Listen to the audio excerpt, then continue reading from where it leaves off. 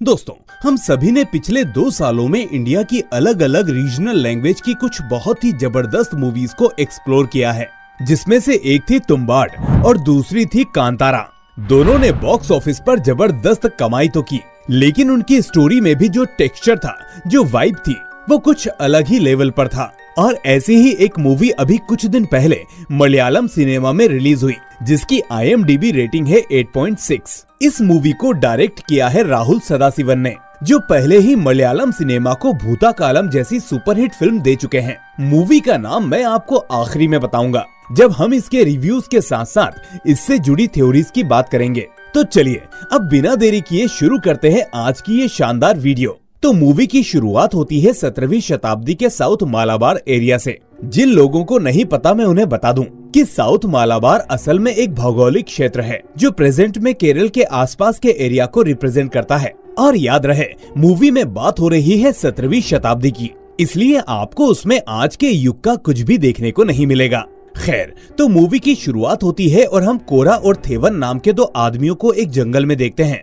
देखकर लग रहा था कि वो दोनों इस जंगल में शायद खो गए हैं और एक नदी को पार करना चाहते हैं ताकि यहाँ से निकल सकें। लेकिन चलते चलते काफी रात हो जाती है, इसलिए ये रात को वहीं रुकने का डिसीजन लेते हैं। फिर आधी रात में अचानक थेवन की आँख खुलती है और वो देखता है कि कोरा उसके पास नहीं है। वो उसको आवाज देता हुआ इधर उधर देखता है तो उसे दिखता है कि कोरा असल में किसी चीज को बहुत ही ध्यान से देख रहा है। थेवन जब उस तरफ देखता है तो उसे एक बहुत ही खूबसूरत लड़की दिखती है, जो कोरा को अपनी तरफ आकर्षित कर रही थी। उसे देखकर वो समझ जाता है कि ये एक यक्षिणी है, इसलिए वो कोरा को उधर जाने से मना करता है। लेकिन कोरा अब पूरी तरह से उस यक्षिणी के जाल में फंस चुका था, इसलिए वो उस लड़की की तरफ बढ़ जाता है। ये देखकर थेवन काफी डर जाता है और वहाँ से भाग निकलता है। जिसके बाद हम देखते हैं कि कोरा उस लड़की के साथ इंटीमेट होने की कोशिश करते करते अपना दम तोड़ देता है और वो लड़की उसका खून पी जाती है। दूसरी तरफ अगली सुबह थेवन जब जंगल से बाहर निकलने के लिए नदी के सहारे आगे बढ़ रहा होता है कि तभी आगे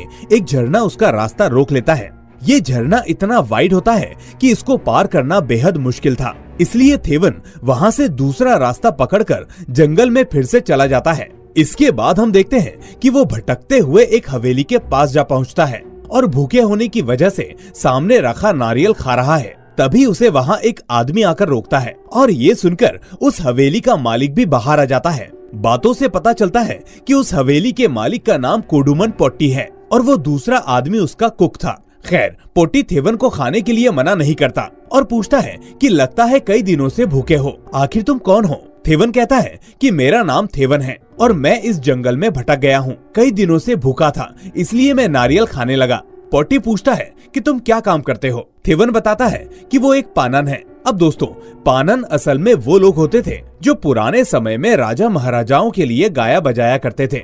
ये सुनकर पोट्टी मुस्कुराता है और थेवन को एक गाना गाने के लिए कहता है। थेवन उसे एक गाना सुनाता है जो पोट्टी को काफी पसंद आता है और इसके बाद वो उसे वहीं रुककर खाने पीने के लिए बोलता है। दोस्तों, इस सीन में कास्टिज्म को काफी स्ट्रॉन्ग तरीके से शो किया गया है। असल में पोट्टी एक ऊंची जाति का आदमी है और थेवन उसके सामने एक नीची जाति से बिलोंग करता है। यही वजह थी कि वो उसके कहने पर एक बार में गाना सुनाने लगता है, जैसा कि उस वक्त में लोग किया करते थे। दूसरा, मैं आपको बता दूं कि मैं कास्टिज्म के खिलाफ हूँ। मुझे लगता है कि लोगों की जाति और धर्म से बढ़कर उनका कर्म और दायित्व होता है।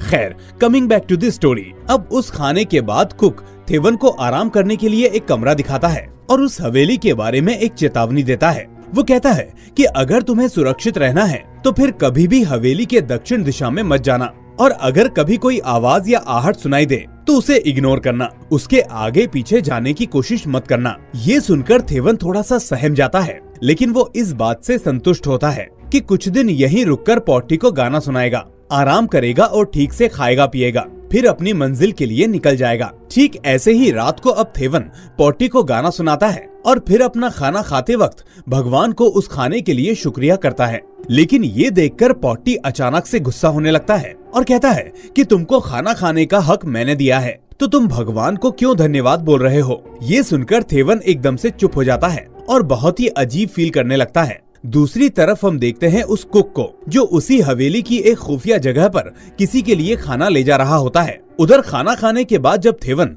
रात को इधर उधर घूम रहा होता है तो उसे बाहर बगीचे में कुछ गड्ढे दिखाई देते हैं, जिनको अब भर दिया गया था। उन्हें देखकर वो समझ गया था कि ये गड्ढे लोगों को दफन करने वाले गड्ढे हैं, इसलिए वो घबराकर दूसरी तरफ जाने लगता है। यहाँ उसे जंजीरों की आवाज सुनाई देती है, जिसको सुनते ही वो उसी कमरे तक पहुंच जाता है जहाँ पर कुक थोड़ी देर पहले किसी के लिए खाना लेकर गया था। थेवन को लगता है कि कोई चीज उन जंजीरों के साथ घिसटकर उसकी तरफ बढ़ रही है, जिससे वो काफी डर जाता है और वहाँ से भाग निकलता है। अब दूसरे दिन सुबह थेवन पॉटी को पासों का खेल खेलते हुए देखता है और इसी बीच पॉटी उसे अपने साथ खेल खेलने के लिए कहता है। तभी थेवन कहता है कि मैं ये खेल कैसे खेल सकता हूँ, मेरे पास तो दाव लगाने के लिए कुछ भी नहीं है। लेकिन पॉटी कहता है कि एक चीज है और वो है समय, तुम अपना समय दाव पर लगा सकते हो। थेवन पूछता है कि समय को कैसे दाव पर लगाया जा सकता है, तो पॉटी कहता है कि अगर तुम ये खेल जीत गए तो तुम यहाँ से जा सकते हो, लेकिन अगर तुम हार गए तो तुम्हें जिंदगी भर यहीं रहना होगा। ये सुनकर थेवन की हालत खराब होने लगती है और वो उस खेल को खेलने से मना करने लगता है। इसी बीच पॉटी अपना हाथ आगे बढ़ाकर थेवन से उस खेल के पासे मांगता है, लेकिन जैसे ही थेवन पासे उसके हाथ की तरफ धकेलता है, इतने में पॉटी अपना हाथ हटा लेता है और वो पासे बोर्ड पर गिर जाते हैं, जिससे उस खेल की शुरुआत हो जाती है। यानी ना चाहते हुए भी अब थेवन को वो खेल खेलना ही पड़ेगा। अब अपने समय को दाव पर लगाकर फाइनली थेवन उस खेल को खेलता है और अंत में एक ऐसी सिचुएशन में आ जाता है जब पॉटी को उस खेल को जीतने के लिए दोनों पासों में कुल 6-6 अंकों की जरूरत होती है। हम देखते हैं कि पॉटी पासे फेंकता है और एक में 6 आता है और दूसरे में 1। ये देखकर थेवन थोड़ी सुकून भरी सांस लेता है, लेकिन इतने में पता नहीं कैसे अपने इशारों से ही वो उस पासे को पलट देता है और उसमें भी 6 आ जाता है, जिसे देखकर थेवन की आंखें फटी की फटी रह जाती हैं और पॉटी जोर जोर से हंसने लगता है। थेवन वहाँ से डरकर चुपचाप उस कुक के पास जाता है, जहाँ वो कुक उससे कहता है कि जल्दी ही तुम्हें पॉटी की असलियत पता चल जाएगी, ये सब तो अभी कुछ भी नहीं है। अब रात को पॉटी खाना खा रहा होता है तो थेवन भी उसको गाना सुनाने के बाद अपना खाना शुरू करता है। इसी बीच अचानक पॉटी थेवन से कहता है कि तुम्हारी माँ भी तुम्हारे लिए चावल भात बनाया करती थी, लेकिन तुम उसको ना खाकर दूध पिया करते थे, याद है ना? ये सुनकर थेवन के होश उड़ जाते हैं और वो समझ नहीं पाता कि ये बात पॉटी को कैसे पता चली, जबकि उसने अपनी माँ के बारे में कोई भी बात यहाँ किसी को नहीं बताई। वो ये सब सोच ही रहा होता है कि तभी पॉटी कहता है कि तुम्हें काम करने के लिए पकड़कर कहीं ले जाया जा रहा था, लेकिन तुम किसी भी तरह वहाँ से बचकर भाग निकले और भटकते हुए यहाँ आ पहुँचे। और देखो, आज तुम आराम से यहाँ बैठकर खाना खा रहे हो, कितनी अच्छी बात है। थेवन अब कुछ पूछता उससे पहले पॉटी उससे पूछ लेता है कि आज कुक तुम्हें मेरे बारे में क्या उल्टा सीधा बोल रहा था। थेवन डर जाता है और कहता है कि वो तो कुछ नहीं बोल रहा था। इस पर पॉटी कहता है कि जब मुझे तुम्हारे बारे में इतना पता है तो सोचो इस बारे में नहीं पता होगा क्या। लेकिन मैं तुम्हें एक बात बता दूं कि ये कुक ऐसे ही यहाँ आने वाले लोगों को भड़काता है और उसके बाद वो लोग मुझसे अजीब सा बर्ताव करने लगते हैं और मुझे वो बर्ताव अच्छा नहीं लगता, इसलिए मुझे मजबूरन उन लोगों को मारना पड़ता है। और कल रात तुमने जो गड्ढे देखे थे वो लोग उन्हीं गड्ढों में दफन किए गए हैं। थेवन ये सुनकर बहुत डर जाता है और इतनी देर में वहाँ वो कुक भी आ जाता है। पॉटी उस कुक को देखकर उल्टा सीधा बोलने लगता है, लेकिन कुक बिना डरे आज उसकी बातों का आंखों में आंखें डालकर जवाब देने लगता है। उसकी आंखें देखकर पॉटी को भी गुस्सा आ जाता है और वो कुक से आंखें नीचे करने और सर झुकाने को कहता है, लेकिन कुक ऐसा नहीं करता तो पूरी हवेली में अचानक से एक कंपन होने लगता है और फिर पॉटी अपने हाथों को आगे करके दूर से ही कुक को अपने पास खींच लेता है। थोड़ी देर वो उसका गला पकड़े रहता है और कुक का जोश ठंडा हो जाने के बाद वो उसको छोड़ देता है। पिटने के बाद कुक वापस रसोई में आकर अपना हाथ मुंह धोने लगता है और तभी डरा हुआ थेवन हिम्मत करके उससे पूछता है कि आखिर ये आदमी है क्या? इसने तुम्हें अपने पास ऐसे खींच लिया जैसे इसमें कोई शक्ति हो और ऊपर से ये सभी के बारे में सब कुछ जानता है, तो आखिर इसको ये सब कैसे पता चलता है? अब इस पॉइंट पर कुक थेवन को पॉटी की सच्चाई बताने लगता है। वो कहता है कि पॉटी एक पूर्वज 12 भगवान की पूजा किया करते थे और वो उस पूजा में इस तरह लीन थे कि खुश होकर 12 भगवान ने उनको एक मैजिकल बॉक्स दिया था जिससे आप जो चाहो वो पा सकते हो। लेकिन असल में उस बॉक्स के अंदर चित्तन नाम का एक एंटिटी था, जैसे जिन्न होते हैं, और चित्तन ही असल में उस परिवार की सारी विशेष को पूरी करता था। लेकिन उस परिवार के लोगों को चित्तन के ऊपर अपना पूरा राज करना था, ताकि वो इस दुनिया पर जो चाहे वो कर सकें और चित्तन की शक्ति अपने अंदर समा सके। इसलिए अब वो चित्तन को ही बंदी बना लेते हैं। और इस बीच चित्तन उस परिवार के मुखिया को बोलता है कि अगर तुम मेरे मुख के अंदर देखोगे तो मेरी शक्ति का सही एहसास कर पाओगे और नरक को देख पाओगे। अब असीम शक्ति की चाह में वो आदमी चित्तन के मुख को देख लेता है, जिसके बाद चित्तन उसकी सोल को अपने अंदर कंज्यूम कर लेता है। इसके बाद चित्तन गुस्से से बेकाबू हो जाता है और धीरे धीरे परिवार के सभी लोगों की सोल को अपने अंदर लेने लगता है। अब वक्त बीतता जाता है और धीरे धीरे कई लोग उसको रोकने के लिए आते हैं, लेकिन चित्तन किसी को नहीं छोड़ता। और फिर एक दिन इस परिवार का आखिरी वारिस यानी कोडुमन पोट्टी आता है, जिसने शायद चित्तन को हरा दिया। और क्योंकि उस दिन के बाद से चित्तन वापस कभी नहीं आया और पोट्टी तब से ही इस हवेली में रह रहा है। ये सुनकर अब थेवन भी समझ चुका था कि पोट्टी कोई आम आदमी नहीं है, इसलिए वो अगली सुबह वहाँ से भागने का प्लान बनाता है। वो इस बारे में कुक को भी बताता है कि चलो यहाँ से भाग चलते हैं, लेकिन कुक उसकी बात को पूरी तरह से इग्नोर करता है। अब थेवन अपने कमरे में सामान को बांधने लगता है कि तभी पोट्टी वहाँ आ जाता है। थेवन जानता था कि सामान देखकर और अपनी शक्तियों से पोट्टी को पता चल गया होगा कि आखिर थेवन क्या कर रहा है, इसलिए वो डरते हुए कहता है कि मैं यहाँ से जाने के लिए अपना सामान बांध रहा हूँ। पोट्टी कहता है कि ठीक है, तुमको रोका किसने है, लेकिन तुम जाओगे कैसे, बारिश को तो रुक जाने दो। थेवन सोचता है कि पोट्टी आखिर ऐसा क्यों कह रहा है, क्योंकि बाहर तो बारिश हो ही नहीं रही। वो ऐसा सोच ही रहा था कि अचानक बहुत ही तेज बारिश शुरू हो जाती है, जिसे देखकर थेवन समझ जाता है कि ये सब भी पोट्टी का किया हुआ है। इस बीच पोट्टी कहता है कि जब तक बारिश नहीं रुकती तुम यहीं रहो और बारिश रुकने का इंतजार करो। वैसे पिछली बार जब बारिश हुई थी तो 3 सालों तक नहीं रुकी थी। अब रात को हम पोट्टी को थेवन पर गुस्सा करते हुए देखते हैं। वो कहता है कि शायद तुम उस रसोइये की बातों पर ज्यादा अमल कर रहे हो, क्योंकि तुम मुझसे डर रहे हो और अजीब बर्ताव कर रहे हो, इसलिए ऐसा मत करो, वरना तुम्हें मालूम है इसका परिणाम क्या होता है। ये सुनकर अब थेवन काफी डर जाता है और कुक के पास चला जाता है। कुक उसके डर को कम और दिमाग को रिलैक्स करने के लिए उसे थोड़ी सी मदिरा पिला देता है, जिसके बाद थेवन उसे अपने बारे में बताता है। वो कहता है कि मेरी माँ बहुत ही मेहनती है, ये जो मेरे कान में बाली है वो उसकी मेहनत की मुद्रा से ही बनी हुई है।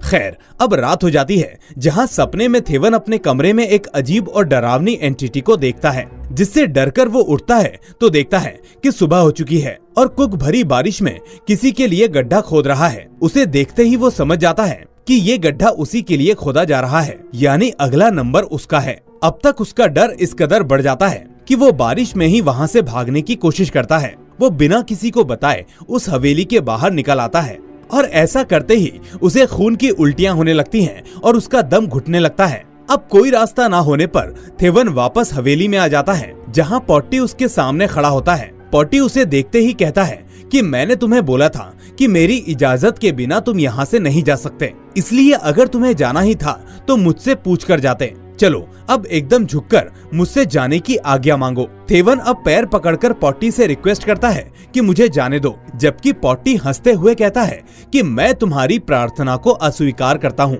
थक हार कर थेवन फिर वहीं रुक जाता है और बाद में वो कुक के पास आ जाता है। कुक उसके सामने कुछ और राज खोलना शुरू करता है और ऐसा करते करते वो थेवन को ऊपर उस जगह पर ले जाता है जहाँ पर जंजीरों की आवाज आती थी। थेवन वहाँ जाता है और देखता है कि वहाँ किसी की लाश पड़ी है और दोस्तों ये लाश थी खुद कोडुमन पोट्टी की। और फिर यहाँ कुक सबसे बड़ा राज उजागर करता है कि जब पोट्टी और चित्तन की लड़ाई हुई थी तो पोट्टी उसको हरा नहीं पाया, इसलिए उसके बाद से चित्तन अब पूरे परिवार से बदला लेने के लिए पोट्टी के रूप में ही इस हवेली पर राज करता है। और तब से अब तक उसने असली पोट्टी को यहाँ पर कैद कर रखा था, जिसकी आज मौत हो चुकी है। और यही वजह थी कि कुक उसको आज दफनाने के लिए वो गड्ढा खोद रहा था। इस पॉइंट पर थेवन को एक तरफ तो राहत मिलती है कि वो गड्ढा उसके लिए नहीं खोदा जा रहा था, साथ ही दूसरी तरफ अब पोट्टी की सच्चाई को जानकर वो डरा हुआ था कि आगे अब क्या होने वाला है। कुक उसकी चिंता को समझ जाता है और कहता है कि थेवन, यहाँ से निकलने का सिर्फ एक ही उपाय है, और वो उपाय है इस हवेली के तहखाने में से। तहखाने के अंदर एक अखंड दिया जल रहा है और वो दिया ही चित्तन की असली शक्ति का राज है। इसलिए अगर कैसे भी हम उस दिए को बुझा दें तो चित्तन की शक्तियाँ कमजोर पड़ जाएंगी और फिर हम यहाँ से भाग सकते हैं। लेकिन इसमें एक दिक्कत है, उस तहखाने की चाबी हमेशा पोट्टी के पास रहती है और उससे वो चाबी लेना लगभग नामुमकिन है, क्योंकि वो उस चाबी को कहाँ रखता है ये मुझे भी नहीं पता। और अगर चाबी मिल भी जाए तो उस तहखाने तक जाकर दिया बुझाना भी बहुत मुश्किल है, क्योंकि वो उस तहखाने के ऊपर वाले कमरे में भी मंडराता रहता है और उस दिए की देखभाल करता है। थेवन कहता है कि ठीक है, हम थोड़ा वक्त रुककर सोचेंगे कि आगे क्या करना है। अब इस बात पर कुक हंसता है और कहता है कि यही तो असली वजह है कि हमारे पास समय नहीं है। इस हवेली में समय पानी की तरह बहता है, हमें जो भी याद है वो हम लगातार भूलते रहते हैं। थेवन कहता है कि मेरे साथ तो अभी तक ऐसा कुछ नहीं हुआ। तो कुक उसको प्रूव करने के लिए पूछता है कि अच्छा मुझे बताओ, तुम कब से यहाँ पर हो? थेवन कहता है कि मुझे यहाँ आए कुछ ही दिन हुए हैं। कुक फिर से पूछता है कि पक्का तुम्हें कुछ ही दिन हुए हैं या कुछ महीने? अब ये सुनकर थेवन एकदम से सोच में पड़ जाता है और हमें शो होता है कि असल में थेवन को यहाँ आए 3 महीने बीत चुके हैं, जबकि वो सोचता था कि अभी उसे सिर्फ 4 से 5 दिन ही हुए हैं। कुक कहता है कि अच्छा ये बताओ कि तुम्हारा नाम क्या है? उसके ये कहते ही थेवन अपने नाम को याद करता है, लेकिन वो उसे भी भूल चुका था। कुक कहता है कि जिस चीज को हम अपने दिमाग में बार बार नहीं सोचेंगे वो हम भूल जाएंगे। इस हवेली से जुड़ी बातें तुम्हें और मुझे इसलिए याद रहती हैं क्योंकि हम दोनों पूरा दिन इसी के बारे में सोचते रहते हैं। और रही बात नाम की, तो मैं भी अपना नाम भूल चुका हूँ। अब थेवन सोचता है कि अगर कुछ दिन हमने हवेली के बारे में सोचना छोड़ दिया और पॉटी ने हमें यहाँ कंफर्टेबल कर दिया तो हम सब कुछ भूल जाएंगे और यहीं कैद हो जाएंगे। इसलिए थेवन एक प्लान बनाता है। वो पॉटी से कहता है कि मैं आपके साथ वो पासों वाला खेल फिर से खेलना चाहता हूँ। इस पर पॉटी कहता है कि अब आखिर तुम्हारे पास लगाने के लिए बचा ही क्या है? तो थेवन कहता है कि मेरे पास चाबी है। ये सुनते ही अचानक पॉटी की नजरें चढ़ जाती हैं और वो अपने कमर के पास छुपी हुई चाबी को हाथ लगाकर चेक करता है जो वहीं रखी थी। इस बीच थेवन को पता चल जाता है कि पॉटी उस चाबी को अपनी कमर के पास रखता है, इसलिए वो बात बदलते हुए कहता है कि आपके पास मेरी किस्मत की चाबी है और मेरी किस्मत है मेरी आजादी। अगर मैं जीत गया तो आपको मुझे छोड़ना होगा। ये सुनकर पॉटी का दिमाग ठनक जाता है और वो कहता है कि तुम पहले ही इस खेल में हार चुके हो और इसलिए मैं एक बार जीतने के बाद वापस उसके साथ ये खेल नहीं खेलता। इतना कहकर वो वहाँ से चला जाता है। उधर कुक और थेवन डिसाइड करते हैं कि आज कुक पॉटी का मनपसंद खाना बनाएगा ताकि वो अच्छे से खाकर गहरी नींद में चला जाए। और इस बीच थेवन उस चाबी को चुरा ले। अब अचानक पॉटी रसोई में आकर कुक को घूरते हुए देखता है और फिर उसके गले को दबाने लगता है। एक सेकंड के लिए ऐसा लगता है जैसे पॉटी को दोनों का प्लान पता चल चुका है, लेकिन तभी पॉटी कहता है कि मैंने तुमसे कितनी बार कहा है कि मेरी मदिरा सिर्फ मेरी है और तुमने फिर भी वो मदिरा थेवन को पिलाई। ये आखिरी चेतावनी है, इसके बाद मैं तुम्हें नहीं छोड़ूंगा। इसके बाद कुक उससे माफी मांगता है और फिर पॉटी वहाँ से चला जाता है। अब रात को सब कुछ प्लान के मुताबिक चल रहा होता है। पॉटी खाना खाकर सो जाता है और थेवन उसकी कमर के आसपास से उस चाबी को निकालने की कोशिश करता है, लेकिन वो चाबी अब उसे नहीं मिल रही थी। और तभी अचानक पॉटी की आंखें खुल जाती हैं और वो थेवन के गले को पकड़ लेता है। उसको पकड़ते ही वो उससे कहता है कि मेरे मुख के अंदर देखो, मैं तुम्हें नरक में ले जाऊंगा। वो ऐसा इसलिए कहता है ताकि वो थेवन की आत्मा को सोख सके, लेकिन जब तक कि थेवन उसके मुख को देखता तभी अचानक पॉटी को कुछ होता है और वो रुक जाता है। और दोस्तों, यहाँ आता है एक जबरदस्त ट्विस्ट। यहाँ हम देखते हैं कि वो चाबी असल में कुक के पास थी और वो उस तहखाने में जाकर उस दिए को बुझा चुका है। जैसे ही उसने वो दिया बुझाया वैसे ही पॉटी कमजोर पड़ गया और उसे थेवन को छोड़ना पड़ा। यहाँ हमें पता चलता है कि जब पॉटी रसोई घर में कुक को चेतावनी देने आया था तब उसने धोखे से पॉटी की कमर से वो चाबी निकाल ली थी। अब ये बात असल में कुक ने थेवन को इसलिए नहीं बताई ताकि वो पॉटी को वहाँ व्यस्त रख सके और इसी बीच वो उस दिए को बुझा सके। खैर, अब पॉटी खुद के कमजोर पड़ते ही वहाँ से चला जाता है और फिर थेवन कुक से कहता है कि तुमने तो मुझे भी धोखा दे दिया, अगर मुझे कुछ हो जाता तो? कुक कहता है कि ऐसा करना जरूरी था, ये मेरा बैकअप प्लान था ताकि पॉटी उस दिए को बुझाने से रोक ना पाए। थेवन कहता है कि चलो अब यहाँ से भाग चलते हैं, लेकिन तभी कुक उससे ये कहते हुए कहता है कि अभी काम पूरा नहीं हुआ है, हमें चित्तन को उस मैजिकल बॉक्स में फिर से बंद करना होगा जिससे वो बाहर आया था, क्योंकि ऐसा करने के बाद ही हम इस हवेली से बाहर निकल पाएंगे। चित्तन अभी कमजोर है और यही सही मौका है, हमें इस काम को जल्दी से जल्दी करना होगा। अब दोनों उस मैजिकल बॉक्स को लेकर उसी तहखाने में आ जाते हैं, क्योंकि कुक को पता था कि कमजोर होने के बाद वो उसी तहखाने में बैठा होगा। वहाँ पहुँचते ही चित्तन दोनों को मैनिपुलेट करने की कोशिश करता है, लेकिन दोनों इस बार होशियारी से काम लेते हैं और उसकी बातों में नहीं आते। अब इस पॉइंट पर एक और बात सामने आती है कि ये कुक कोई और नहीं बल्कि कोडुमन पोट्टी का बेटा था। असल में पोट्टी का एक समय पर किसी नीच जाति की महिला से अफेयर था, जिसका बेटा था ये कुक। इसी बात का फायदा उठाकर चित्तन पोट्टी के रूप में कुक से कहता है कि तुम मेरे बेटे हो, आओ मेरे पास और मैं तुम्हें अपने जैसा उच्च जाति का बना दूंगा। थेवन भी समझ जाता है कि कुक और पोट्टी के बीच क्या रिश्ता था और तभी कुक कहता है कि मुझे बहलाने की कोशिश मत करो, मेरे पिता तो मर चुके हैं। और रही बात उच्च जाति या ब्राह्मण बनने की, तो कोई आदमी जन्म से नहीं कर्म से ब्राह्मण होता है। ये कहते ही थेवन और कुक दोनों पोट्टी पर हमला बोल देते हैं, लेकिन इस बीच वो उन दोनों पर भारी पड़ता है। इस लड़ाई के दौरान हवेली बार बार कंपन करती है और बार बार सिकुड़ती है, जिससे पता चलता है कि पोट्टी की शक्तियां धीरे धीरे कमजोर पड़ रही हैं। इसी सिकुड़न की वजह से वो तीनों बार बार गिरने लगते हैं, लेकिन कुक और थेवन कैसे भी करके अपने आप को संभाल लेते हैं। इसके बाद दोनों मिलकर उस पर एक साथ हमला करते हैं और उसके शरीर पर तेज धार से वार करते हैं। अब चित्तन उस शरीर का रूप लिए हुए था, इसलिए उसे वो दर्द महसूस होता है और यही मौका पाकर कुक उसके हाथ से एक अंगूठी हासिल कर लेता है। ये करते ही वो पोट्टी के शरीर को आग लगा देता है और फिर वो आग धीरे धीरे उस हवेली में फैलने लगती है। अब आग से पोट्टी पूरी तरह से जल जाता है और हम उसके शरीर से चित्तन को बाहर निकलते हुए देखते हैं। चित्तन यहाँ पर काफी डरा हुआ था और बार बार छिप रहा था। अब यहाँ स्टोरी एकदम से टर्न लेती है, जहाँ थेवन को पता चलता है कि उस अंगूठी को पहनकर कुक भी दूसरे लोगों की तरह चित्तन पर राज करना चाहता है।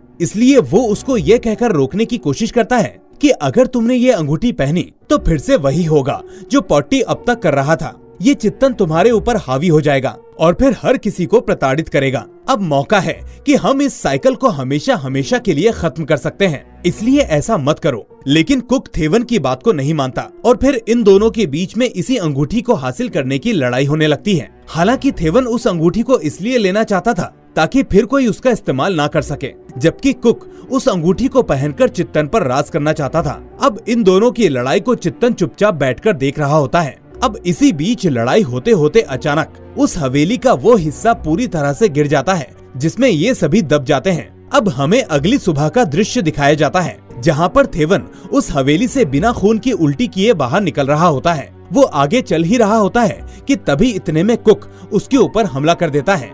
ऐसा इसलिए क्योंकि थेवन के पास वो अंगूठी थी और उसे वो अंगूठी चाहिए थी। लेकिन तभी कुक नोटिस करता है कि थेवन के कान में जो बाली हुआ करती थी वो अब वहाँ पर नहीं है और दूसरा उसने उस अंगूठी को पहना हुआ है। इसका मतलब ये असल में थेवन नहीं चित्तन है, जो अब थेवन का रूप धारण कर चुका है। इस बात का कंफर्मेशन हमें अगले सीन में हो जाता है, जब हम हवेली के अंदर उस मलबे में दबी थेवन की लाश को देखते हैं। कुक समझ जाता है कि अब वो उसको नहीं हरा सकता, इसलिए वो सीधा वहाँ से भागता है और तेज तेज चिल्लाने लगता है। इसी बीच एक पोर्तुगीज सैनिक दूर से उसकी आवाज को सुनकर उस पर गोली चला देता है, जिससे उसकी मौत हो जाती है। वहीं दूसरी तरफ हम देखते हैं थेवन को, जो वापस उसी हवेली में आकर अपना मुंह धोता है और फिर वैसे ही बिहेव करने लगता है जैसे पोट्टी किया करता था। और इसी मोमेंट पर ये मूवी खत्म हो जाती है। अब दोस्तों, आपके मन में कई सारे सवाल होंगे, जिसमें से कुछ थ्योरीज को अभी हम डिस्कस कर लेते हैं। तो दोस्तों, यक्षिणी पहले तो सभी को अपने पास बुलाकर जान से मार दिया करती थी, ताकि कोई भी उस हवेली की तरफ ना जाए, और अगर कोई बच भी जाता था तो वो उसे जानबूझकर उस हवेली के रास्ते तक पहुंचा दिया करती थी, ताकि वो चित्तन का गुलाम बन जाए। फिल्म में एक जगह पर हम यक्षिणी और चित्तन को इंटीमेट होते हुए देखते हैं, जो इस बात को साबित करता है कि वो दोनों एक दूसरे के साथ थे। आपका अगला सवाल होगा कि अगर चित्तन को हवेली में हो रही सारी बातें पता चल जाती थी, तो उसे उस चाबी वाले इंसिडेंट के बारे में पता कैसे नहीं चला? तो दोस्तों, उसे असल में ये तो पता था कि थेवन उस चाबी को लेने आएगा, क्योंकि ये बात थेवन और कुक ने आपस में की थी। लेकिन कुक का खुद का प्लान उसने किसी के साथ डिस्कस नहीं किया था, इसलिए चित्तन को उस प्लान के बारे में कुछ भी पता नहीं चल पाया। आपका एक सवाल ये भी होगा कि हवेली में तो कई नौकर आए, फिर इस कुक को कभी चित्तन ने क्यों नहीं मारा? तो दोस्तों, जैसा कि पोट्टी ने शुरू में कहा था कि जब कोई अपना काम ठीक से नहीं करता और मुझसे डरने लगता है, अजीब बर्ताव करने लगता है, तब मैं सभी को मार देता हूँ। ठीक वैसे ही कुक ने भी कभी अपना काम नहीं छोड़ा।